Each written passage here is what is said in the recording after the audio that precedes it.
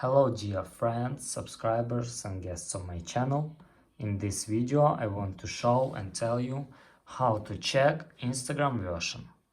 Please put your like, subscribe to my channel, share this video with your friends and let's get started. So first we need go to settings. After that you need scroll down and click general. Here click iPhone storage, and after that you must find Instagram.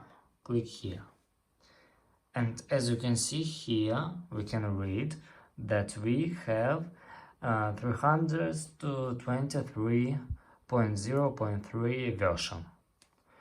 And if you want to check last Instagram version, you must go to App Store, find here Instagram,